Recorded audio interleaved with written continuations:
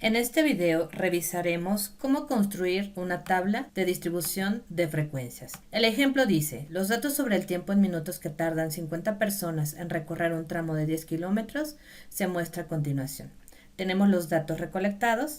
El primer paso es determinar el número de clases y se utiliza la fórmula de 2 a la k mayor o igual que n, donde k es el número de clases y n es el número de datos. Para nuestro ejemplo, el número de datos es igual a 50. Lo que hacemos es sustituir un valor para k, de tal manera que podamos verificar que el resultado obtenido sea mayor o igual a 50. Por ejemplo, si sustituimos k igual con 1, el resultado sería 2. Por lo tanto, k igual con 1 no es el número de clases que cumple con la condición.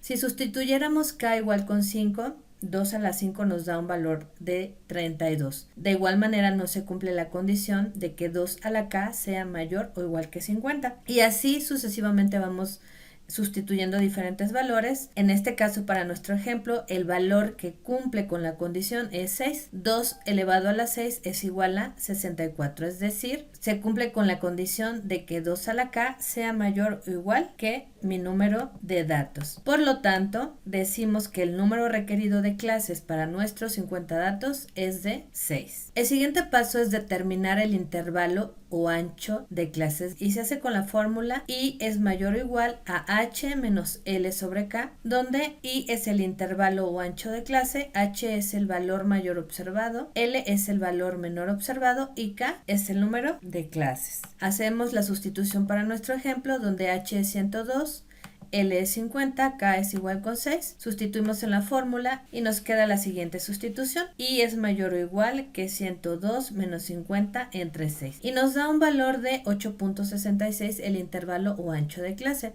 Por practicidad podemos redondear nuestros intervalos de clase a múltiplos de 10, a múltiplos de 5 o bien a un valor que sea de acuerdo a los valores que se están manejando. Por lo tanto, para este ejemplo se establece un intervalo de clase de 10 por ser más conveniente para el manejo de los datos. Paso 3. Vamos a establecer los límites de cada clase. ¿Qué implica? Vamos a hacer una tabla donde vamos a colocar el título de clase y podemos colocar en este caso el menor valor de nuestros datos, que es 50, ya que es un múltiplo de 10, y vamos a ir sumando ese ancho de clase en forma horizontal, es decir, de clase a clase.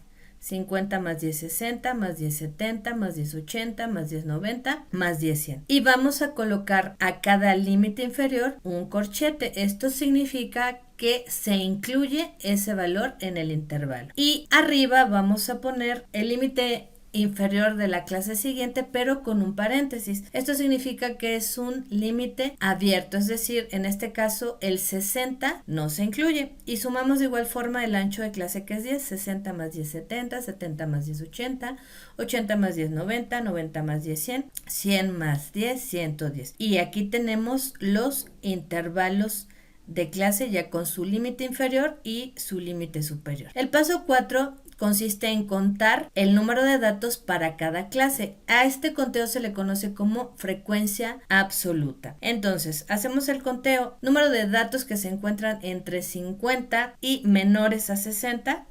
Vamos a contar 1, 2, 3. Tenemos 3 datos. La siguiente clase sería de 60 a menores de 70. 1, 2, 3, 4, 5, 6, 7. De 70 hasta menos de 80. 1, 2, 3, 4, 5, 6, 7, 8, 9, 10, 11, 12, 13, 14, 15, 16, 17, 18. De 80 a menos de 90, 1, 2, 3, 4, 5, 6, 7, 8, 9, 10, 11, 12. De 90 a menos de 100, 1, 2, 3, 4, 5, 6, 7, 8. Y los últimos serían de 100 a menos de 110, son 1 y 2. Y tenemos el dato de frecuencia absoluta para cada una de las clases establecidas. El total de esas frecuencias nos tiene que dar el total de datos registrados. Podemos también agregar la columna de frecuencia relativa. ¿Cómo se calcula? Dividimos el número de datos de cada clase entre el número total de datos. En este caso, para la primera clase es 3 entre 50, que es el total, nos da 0.06. La siguiente clase sería 7 entre el total de datos, que son 50, nos da 0.14 y así sucesivamente. 18 entre 50, 0.36, 2 entre 50, 0.24. Hacer el cálculo para todas las clases. La suma de las frecuencias relativas nos tiene que dar 1 o un valor muy cercano a 1. También se puede calcular la frecuencia relativa porcentual. Lo único que se tiene que hacer es multiplicar la frecuencia relativa por 100. Por ejemplo, para la primera clase sería 0.06%, nos da 6%. Para la segunda, 0.14%, nos da 14%. Para la tercera, 0.36%, nos da 36%, y así sucesivamente para cada clase. La suma total de la frecuencia relativa porcentual nos debe de dar 100% o un valor muy cercano al 100%. Ahora, también existen las frecuencias acumuladas. Vamos a determinar la frecuencia absoluta acumulada. Lo que se hace es sumar la frecuencia absoluta de cada clase a la frecuencia absoluta de la clase anterior. En el caso de la primera clase, como no hay una clase anterior, se le suma 0. 3 más 0 nos da 3. La segunda clase, ahora sí sumamos 7, que es la frecuencia absoluta de esa clase, más la frecuencia absoluta acumulada anterior, que sería 3. 7 más 3 nos da 10. Para la tercera sumaríamos 18 más la frecuencia absoluta acumulada anterior, sería 18 más 10, 28. Para la siguiente sería 12 más 28, 40.